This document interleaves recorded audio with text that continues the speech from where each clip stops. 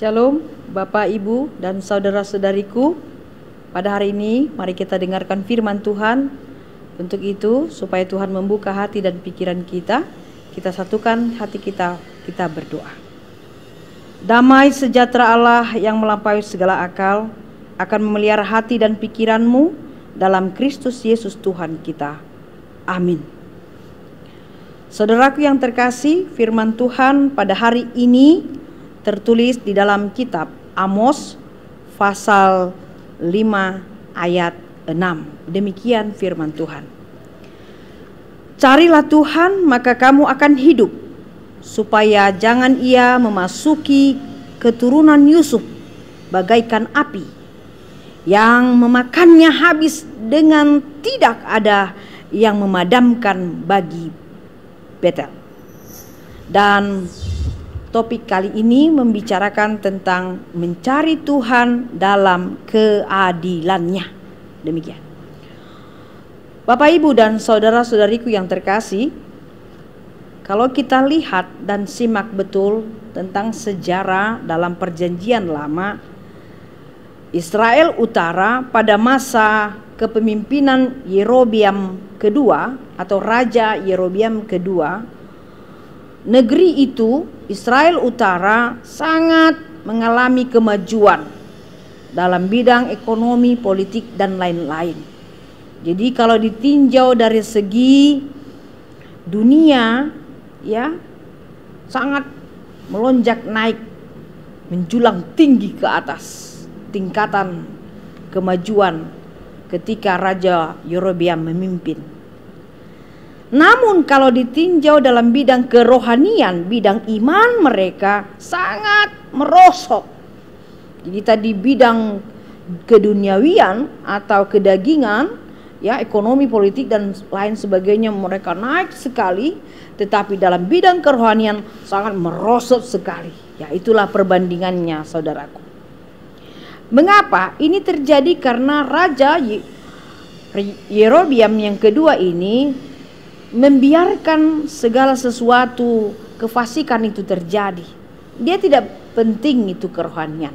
Yang penting dia jaya, kaya, makmur, sentosa, dan dia terpandang, disegani, bahkan ditakuti oleh bangsa-bangsa lain. Dia membiarkan, dan ada pembiaran yang terjadi pada saat itu. Dia membiarkan penyembahan berhala yang sangat merajalela pada saat itu. Dia tidak mementingkan mau apapun aliran kepercayaan atau iman dari rakyatnya. Yang penting dia hebat jaya. Jadi ketika orang, umatnya, rakyatnya menyembah berhala, no problem baginya. Yang kedua, kita lihat ketidakadilan itu merajalela. Ya, ketidakadilan merajalela di tengah-tengah kehidupan rakyat yang dia pimpin. Lalu yang ketiga, kita lihat penindasan kepada orang-orang miskin itu terjadi terus, dan dia tidak mau komen dengan itu. Tidak penting sama dia itu. Yang penting upeti, pajak, dan sebagainya harus disetor di dalam kekerajaannya. Lalu kita lihat lagi apa yang pembiaran yang dilakukan oleh Raja Yerobeam yang kedua ini. Penjualan manusia menjadi budak karena utang dan mengabaikan hak-hak hukum mereka itu terjadi. Ya, kalau tidak bisa bayar utang, manusia dibayar, ya, untuk jadikan budak. Itu terjadi, dan dia membiarkan itu semua. Lalu ada juga mengubah keadilan menjadi tipu daya, ya. Biarkanlah ketidakadilan, yang penting ya semua kenyang. Jadi dikatakan ada situ yang kaya semakin kaya, yang miskin semakin miskin, yang berjaya semakin wah, dan yang miskin akan semakin terhina. Lalu terjadilah menghempaskan kebenaran ke tanah, dikatakan menghempaskan kebenaran ke tanah. Seakan-akan kebenaran itu tidak ada artinya baginya. Ya. Lalu dilihat lagi menindas dan merampas hak orang lemah. Ya. Jadi pada saat itu teriakan orang lemah, orang miskin, yatim piatu atau janda yang miskin itu tidak terhitung baginya. Dan dia membiarkan itu semuanya, bahkan dia merampas hak-hak orang lemah. Lalu yang terakhir kita lihat mengumpulkan harta melalui penindasan, ya. Kerajaannya makin kuat, ya. Tetapi inilah yang terjadi, kemerosotan iman bagi umat atau rakyat yang dia pimpin. Yang penting dia tetap berjaya, marsanga pibana, gebi raja ibana. Itu yang penting sama dia. Yang lain, no. Itulah raja yang sangat kejam, sadis dan jahat. Raja Yerobeam yang kedua. Semua kejahatan itu adalah perbuatan yang melawan Allah dan menghancurkan nilai kemanusiaan. Dan Allah sangat marah. Untuk itulah Tuhan memanggil Amos untuk menegur mereka. Memanggil Amos untuk menegur mereka semuanya. Apa yang dilakukan Allah dengan pemanggilan Amos? Dia memanggil Amos, Tuhan memanggil Amos karena Tuhan tidak toleransi dengan sikap hidup mereka yang membunuh kehidupan dan pengharapan kaum lemah. Tuhan tidak berdiam diri dengan sikap mereka itu, moral mereka yang bejat itu.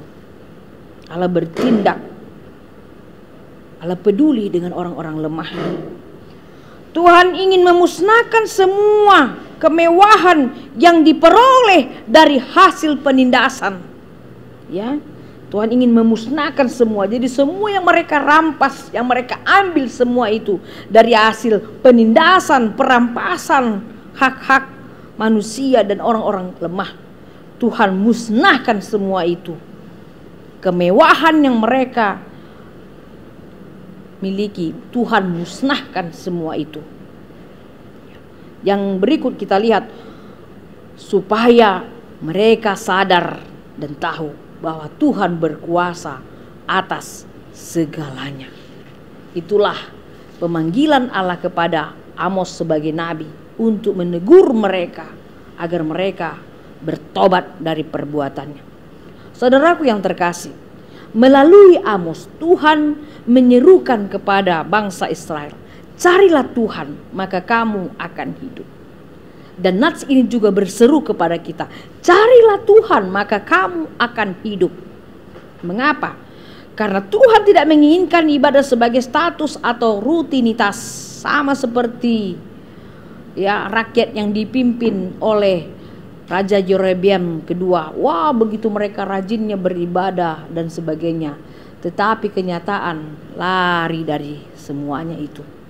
Ya, mereka hanya menganggap bahwa ibadah itu hanya rutinitas, hanya status saja, tapi perbuatan mereka sungguh kejam sekali. Dan Tuhan ingin agar hubungan nyata dengan Allah terwujud di dalam tingkah laku sehari-hari. Itu adalah ibadah yang sejati. Jika kita memiliki iman, percaya kepada Tuhan, harus real kita lakukan di dalam kehidupan kita sehari-hari. Mencari Allah artinya adalah mendengarkan firman Tuhan, merenungkan firman Tuhan, merespon firman Tuhan itu, dan melakukan firman Tuhan yang kehendak Allah itu dengan catatan peduli dengan keadilan dan kebenaran. Peduli dengan keadilan dan kebenaran bagi setiap orang. Di ayat 24 saudaraku dikatakan demikian. Tetapi biarlah keadilan bergulung-gulung seperti air dan kebenaran seperti sungai yang selalu mengalir. Itulah diibaratkan, dikiaskan, dideskripsikan ayat 24 itu. Biarkanlah, tetapi biarlah keadilan bergulung-gulung seperti air, kebenaran seperti sungai yang selalu mengalir. Kalau Tuhan sudah bertindak di dalam kemahakuasaannya, dia akan gulung, dia akan putar semua itu, kejahatan, kefasikan itu, dan dia habiskan semuanya, dan tenang sejuklah. Tuhan menunjukkan karakter dan sifat Allah yang sangat membenci kefasikan, membenci kebejatan, kejahatan orang-orang yang menindas kaum lemah. Untuk itu saudaraku, datanglah kepada Kristus untuk mencari belas kasihan. Karena dikatakan, carilah Tuhan maka kamu akan hidup. Itu dulu dikatakan Tuhan kepada umat Israel, dan Dia mau katakan juga kepada kita saat ini. Mari kita cari Tuhan, maka kita akan hidup. Tuhan akan memberkati kita. Amin. Kita berdoa. Terima kasih Tuhan, firman-Mu yang meneguhkan iman percaya kami, agar kami mencari Engkau di dalam sanubari kami, kehidupan kami setiap hari, supaya kami hidup di dalam kebenaran firman-Mu, supaya kami hidup di dalam kebahagiaan yang sejati, supaya kami menjadi berkat bagi sesama kami, tidak menindas tetapi mengasihi sesama kami manusia seperti kami mengasihi diri kami. Karena itulah yang Tuhan pesankan, Tuhan perintahkan bagi setiap orang percaya, mengasihi Tuhan, mengasihi sesama manusia.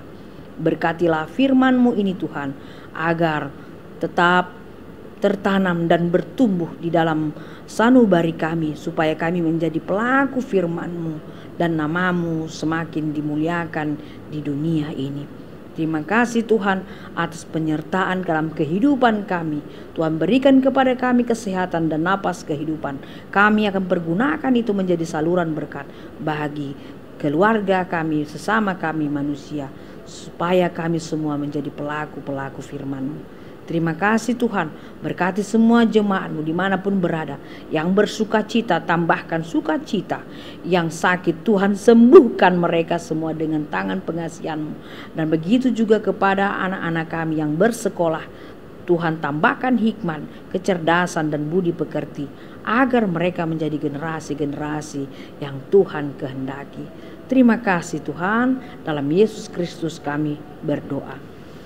Anugerah dari Tuhan Yesus, kasih setia dari Allah Bapa, dan persekutuan dari Roh Kudus kiranya memberkati kamu sekalian. Amin. Demikian saudaraku, ingat tetap kita tersenyum dalam hidup ini dan jaga prokes. Tuhan memberkati kita.